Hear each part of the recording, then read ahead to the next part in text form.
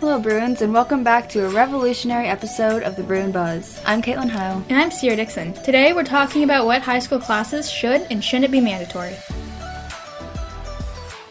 High school classes. Is there any that you think should be required? Yeah, life skills class. Yes. Because we should learn how to do taxes and drive. Bring back driver's ed. They need to have that in schools. Like, maybe it's expensive or something, I don't know. But, like, having that as a program in school would make it so much easier for students who are going to be driving. It's also harder to, like, get there because, people's parents work. And, they obviously can't drive. So I feel like having classes like driver's ed would just really help people out. They used to have them. Bring them back. There should be more like classes of what to do after high school because believe it or not, the law of science isn't gonna come in handy. That should at least be an option, It should. Because like the most we have is get focused, stay focused, and like that's not really helping much. So that should not be required. 4 years of English. I think you need the basic skills unless you struggle in English or it's not your first language. I feel like they should offer more foreign languages than just Spanish. They do. Because, Spanish is like really prominent now in the United States.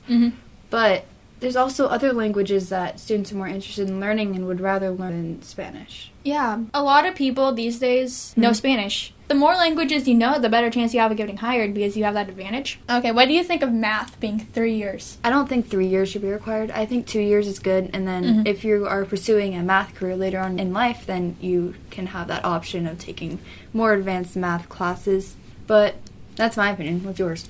I personally, I agree with you. I think 3 years is too much for math because there's only so much you can learn. And let's just be honest. We're never going to use anything we learn in math at this level anyways. I'm never going to need to know how to find cosine or anything like that. You can be spending that time that you're required to take in math, taking another class that's going to help you more later on. And if you are planning on going into a math-related career, those classes should be available to you, but they should not be required. So you can take it upon yourself to take those classes and make room in your schedule.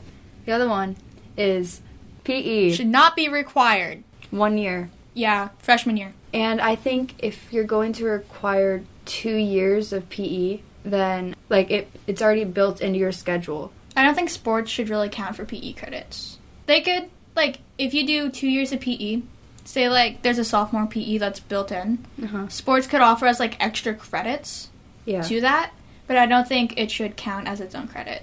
I feel like sports already offer, an advantage when it comes to colleges and stuff. And I think it's just kind of a mess getting that second year of PE in. Oh, it definitely is. And I just feel like it could be done better, I guess, is what I'm trying to say. I think health is a good class. I just think that it could have gone more depth about certain topics instead of just brushing over them. I completely agree. We spent way too long talking about things like the effects of alcohol and drugs on the human body when we should have been talking about more mental issues instead of just physical issues. Although half of what you learn in school you're never going to need. It's just a waste of time. I could be working. I could be learning stuff that's actually going to help me, but no. I got to go learn about the Aztec Empire and how they expanded. Here's the thing. You need certain classes to get into certain colleges to pursue your certain career. But when you're in high school, you have so many classes that you're required to take. We don't have room in our schedules for the classes that are going to help us with the career we're planning on pursuing. That's why I think that some of these classes shouldn't have as many required years because it just takes up space in your schedule that you could, like you said, put in classes that are actually going to help you with what you want to do. In conclusion, we think that there should be changes in the number of required years per subject. Thank you for listening, and we hope your day is buzzing with inspiration.